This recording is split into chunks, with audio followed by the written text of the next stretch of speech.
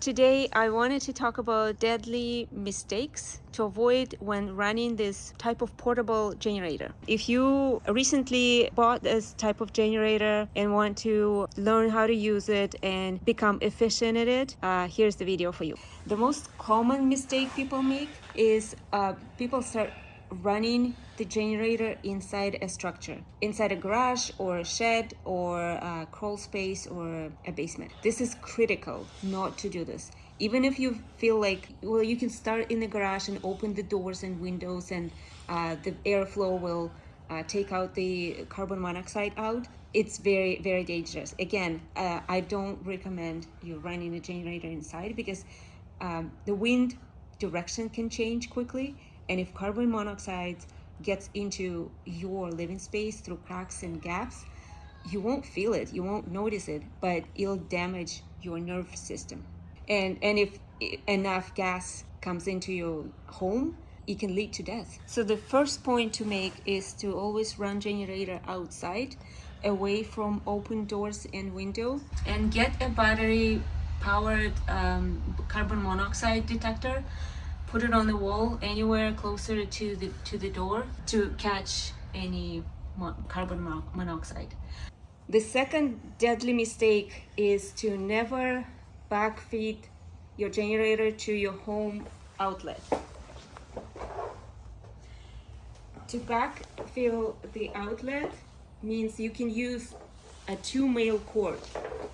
You know those cords exist, you can actually buy them, or some people make them. Those cords have male plugs on both sides. They're called kill cable or suicide cord because people can get shock from using this. We don't have one, but just to imagine you have 2 male plugs on both sides, like this. So we can use 2 cords and plug one to the generator, for example, and then the second end of it we plug to the wall. So this way you get electricity running directly from your generator to the power network to your home, but it's very, very dangerous. Why it's dangerous is because you're feeding your generator with power through your home wires, and it goes to your electrical main panel, and the panel gets wired and powered, and it actually goes outside your home by wires that go outside your home.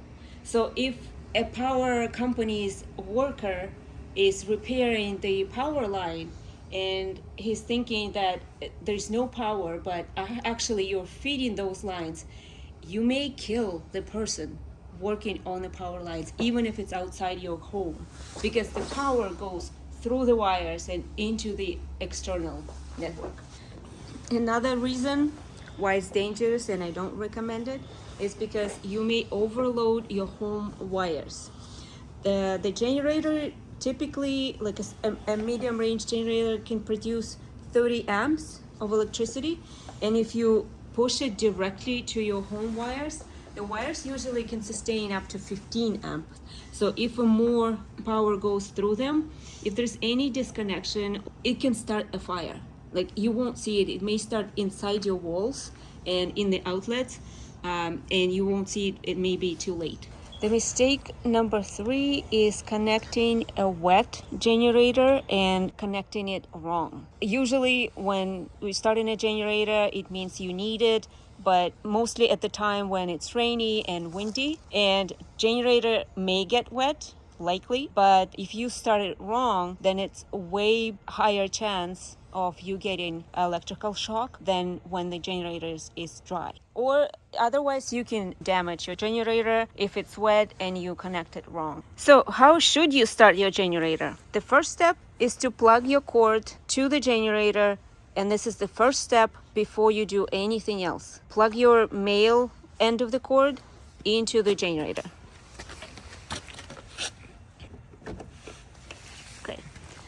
The next step is to plug your female end to your wall plug.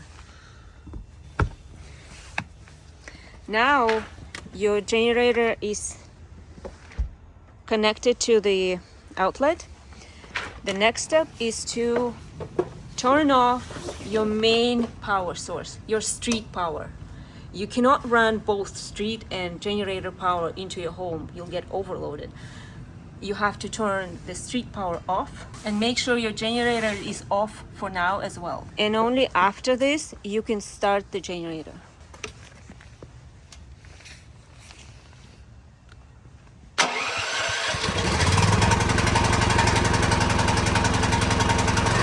And only after you started the generator, you can turn on the breaker on your panel for the generator to supply power from to your home. And when your power is restored and you need to disconnect your generator, do it in the same steps. Stop the generator first with the button, disconnect the male end of it, and then unplug it from the wall.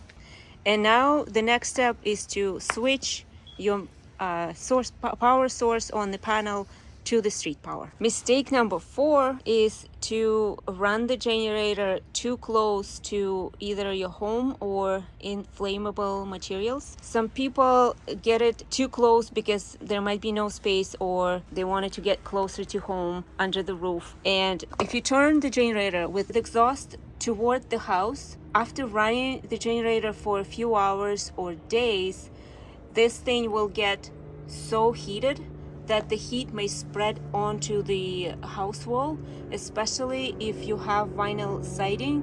It may get heated from the generator and start a fire.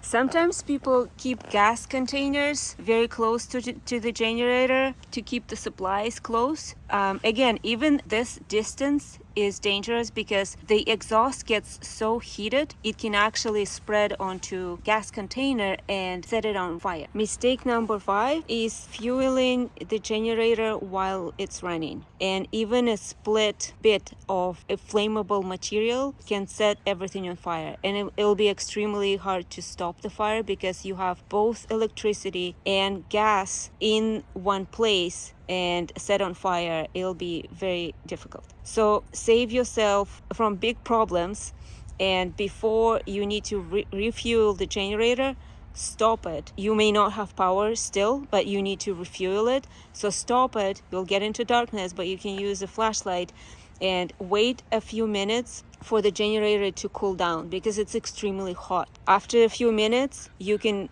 start fueling it. When you do it, you can spill a little bit. When you spill, make sure you wipe it with a cloth or a wiping paper and move the generator away just a couple feet from the place where the spill is, just to make sure there's no leftover gasoline on the ground or the generator itself.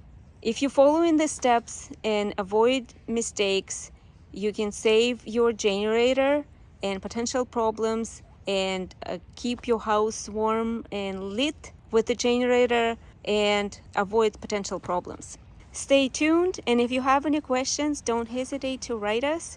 We're happy to hear your comments. Thank you.